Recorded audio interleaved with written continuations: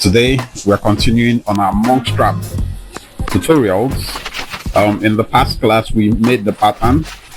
Now it's time for us to really just couple everything together and go into other aspects of the making that are relevant.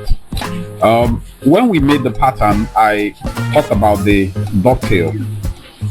I just realized that I put it on the wrong part of the quarter, because by convention the dovetail is supposed to always be on the medial side, but the way we had it, it will fold into the lateral side, which is what we really don't want. So I cut out the dovetail and added it to the lateral side of the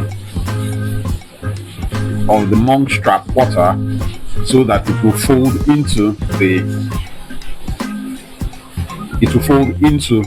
medial side, right? And for those of you who are wondering why it is called dovetail, you see, it looks like you have a dog there with a small waggy tail.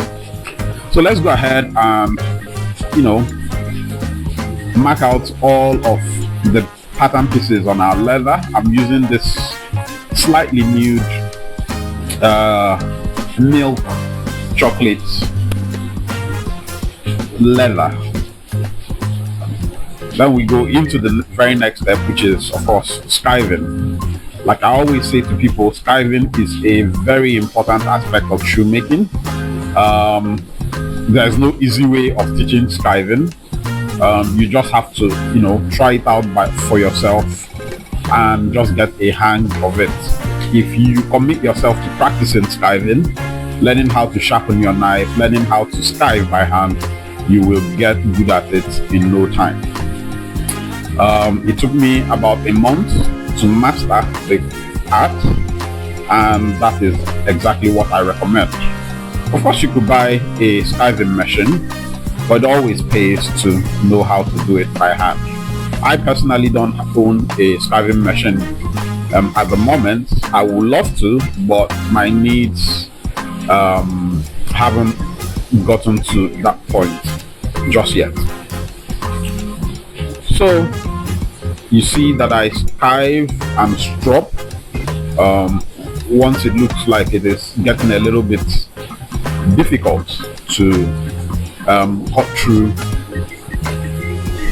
the leather, and you must always bear in mind that you are almost always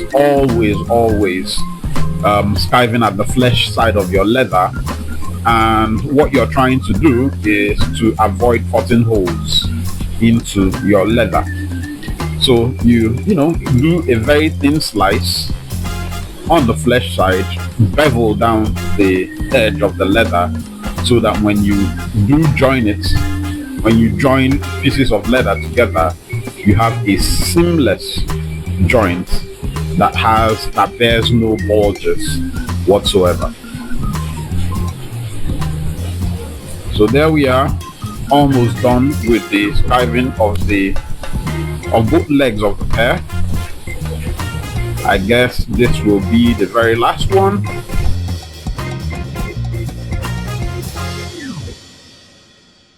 All right, let me point out something that's extremely important.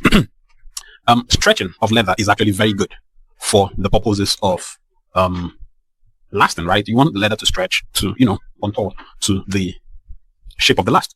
However, there are some parts of the leather you really don't want them to stretch, and the top line is one of those areas. So you can see that I have used just layers of masking tape to reinforce that top line. Of course, there are specialized tapes that are used by shoemakers to do these things. I don't have access to them where I live in the world, or I haven't really looked for them in great detail. If I do, I probably will find. But by experimentation, again, I have found that, especially when I'm leaving the edge raw, I'm leaving the edge without any kind of edge treatment, that using masking tape, gets the job done mostly, especially when you layer them, as you have seen that I have done in this case. So this way, it is, you prevent it from stretching, and that's about it. Then again, I guess the only thing you have to now pay attention to is when you're stitching, because of the glue on the side of the masking tape, really, that's facing the flesh of your pattern, you have to ensure that your needle is at least slightly oiled, so that that glue doesn't interfere with your stitching. So I guess that's the only point that I would like to make if you are deploying this method.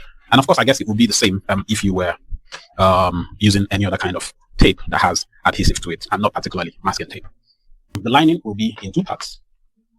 This will be one part of the lining will be this, and then the other part of the lining would actually be this.